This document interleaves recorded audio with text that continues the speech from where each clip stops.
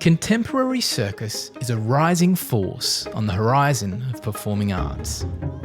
Brisbane-based Flipside Circus is on a mission to find ways for young people to be heard and empower communities to tell their own stories through circus.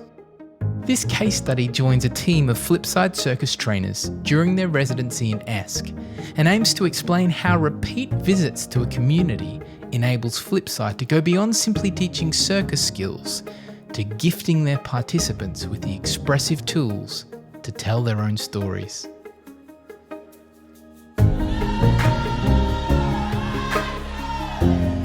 Circus has got this amazing capacity to help participants do things they didn't think they could, and then you can then apply that to the rest of your life. You know, if you didn't think you could stand on your head and juggle plates, and you can, then you can manage all sorts of things. My name's Robert Cronk. I'm the CEO and Creative Director of Flipside Circus. We love getting out into communities and working in regional Queensland. I come from regional Queensland myself, a lot of our trainers do as well, and it feels like such a natural fit for the circus. You know, there's such an extraordinary tradition of tent shows and circus hitting the road and going to every corner of Australia. So we've gone to heaps of different communities with our workshops, and the kids always love it. They always come in super excited, full of energy. Especially with the regional areas, the kids are quite physical generally. So giving them a physical art form through which they can express themselves and tell their stories is, I think, really important for them. When we hit the road for our residencies, we try and carry a truck full of gear.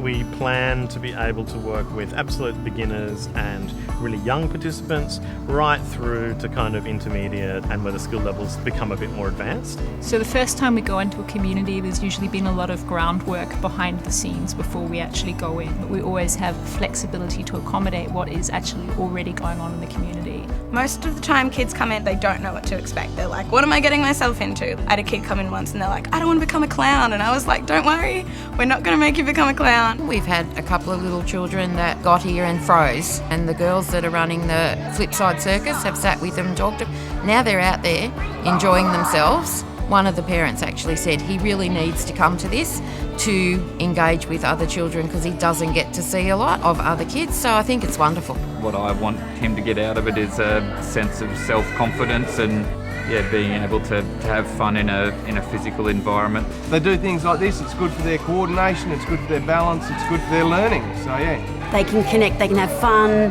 they can enjoy life and get to challenge themselves and build a little bit of resilience in the activities that they're doing. There's something for everyone, so even if you don't want to be upside down or running around all the time, there's manipulation, so you can do hula hoops or juggling. There's a lot to love about circus, but one of the things I love about it is that it does push participants to work incredibly hard, but in a non-competitive kind of framework. So they're always just taking one step or two steps further than what you thought your limits were.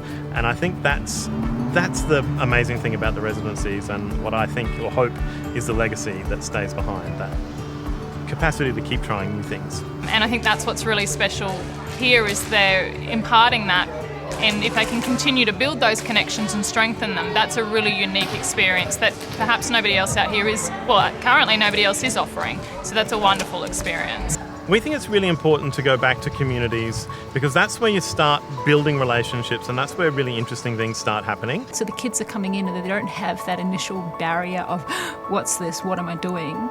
Instead it's like, it's you, you're here, cool, this is what I've been working on since last time I saw you, what are we going to do this time? And they're really open to that growth and change. We're getting beyond just the simple circus skills, and we're starting to get a bit more complicated. It's awesome from a training perspective, but then you also get to meet the same kids years later and you go, cool, I've been teaching you since you were 5 and now you're 11 or now you're 15 and you've been working on all this stuff and you're this awesome, cool, confident, mature person. It's a fantastic opportunity to create a shared circus language that we can then start creating performance that tells local stories in local communities for local people.